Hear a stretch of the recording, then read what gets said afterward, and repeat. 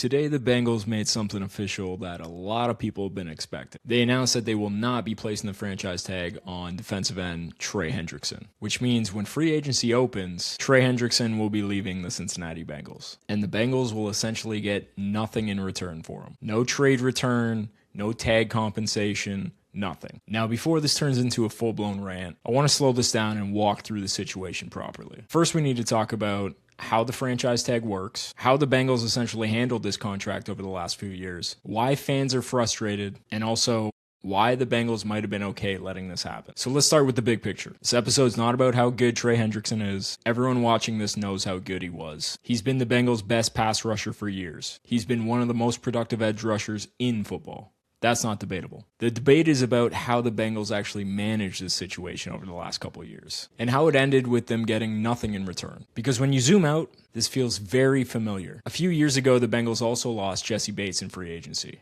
another elite defensive player, another situation where contract negotiations just dragged on, and another situation where the Bengals ultimately let an elite player just walk. So this isn't just about Trey Hendrickson. This is about how the Bengals manage their contracts with core players. Now let's talk about how we got here. If you go back to last offseason, that was really the moment where you thought maybe this could have been handled differently. The Bengals had options. They could have extended Trey Hendrickson long term. They could have reworked his deal instead of just giving him the 1 year. They could have positioned themselves for a clean transition. Instead, this situation just stayed the same. And the reality in the NFL is pretty simple. If you don't solve a contract situation early, it just usually gets more complicated and more expensive later on, especially at premium positions like edge rusher. And that's exactly what happened here. Now fast forward to this offseason. Hendrickson still wants a major deal, which obviously makes sense. He's produced, he's earned it. We don't need to say that again. But the Bengals still clearly don't want to commit that type of long-term contract to him. So now we've essentially reached the end of the road. And the Bengals today made the decision not to franchise tag him, which leads to the next part of this conversation. Let's talk about how the franchise tag actually works. Because a lot of fans hear the word franchise tag and they just think it's this button. But there are real implications. The franchise tag is a 1-year fully guaranteed contract based on the top salaries at the position. For edge rushers, that number would roughly be around $24 million.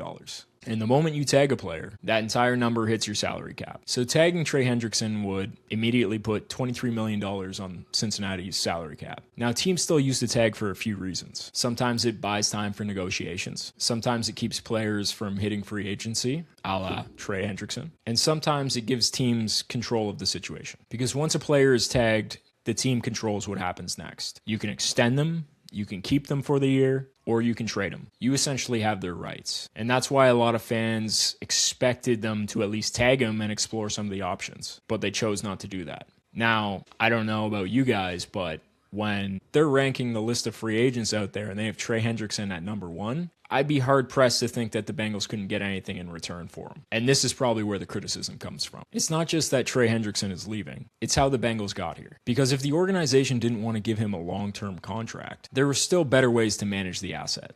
They could have tagged him. They could have explored trade options. They could have tried to at least get some form of return. Instead, they're just letting him walk. And this is where a lot of us fans are saying, this kind of feels like just poor asset management, especially when you consider something else that happened last season. The Bengals didn't even try to move him at the trade deadline. At least publicly, there was no real push to actually explore any of these options. And remember, at that point, he still had real trade value around them. Pass rushers are one of the most sought-after positions in the NFL. Teams trade real draft capital for them every year. But the Bengals decided to keep him through the trade deadline. They didn't extend him. They didn't tag him. And now he's leaving. This is a sequence that has all of us shaking our heads. Now, here's another part of that story that's worth mentioning, and that's the relationship between the player and the organization. From everything that's been reported, this doesn't really seem like a hostile situation. We saw that last year. This feels more like a relationship that's just reached its natural end. The Bengals clearly didn't want to commit to a long-term contract with Trey. Hendrickson wants to go get that contract somewhere else. And in some ways, the Bengals may simply be letting him walk just out of respect for what he's done for this organization. Instead of forcing a tag situation, instead of dragging negotiations out longer, they're essentially just saying, go test the market.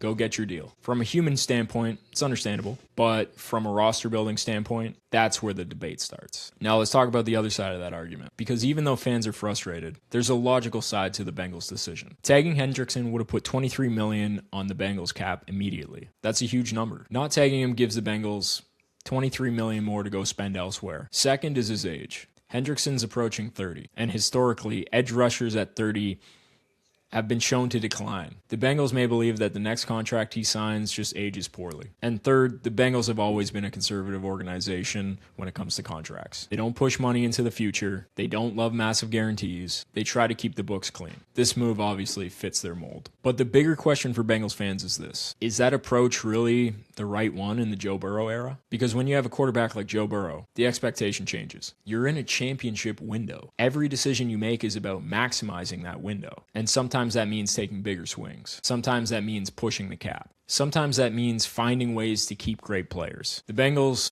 clearly have their own way of doing things. But losing players like Jessie Bates and now Trey Hendrickson without getting anything in return, it's always going to spark debate. Now here's the final thought, and that's really what the situation comes down to. This might turn out to be the right move. Maybe Hendrickson signs a massive deal elsewhere. Maybe his production drops off in a couple years. Maybe the Bengals use that money to improve this roster some other way. All of that is possible. But what the situation really shows us is how the Bengals approach team building. Whether that philosophy wins a Super Bowl in the Joe Burrow era is the question all of us Bengals fans are still trying to answer. Let me know what you guys think in the comments about the Trey Hendrickson move today.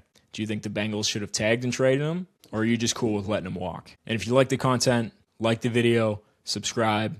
There'll be plenty more of that came from. And as always, Hoo Day.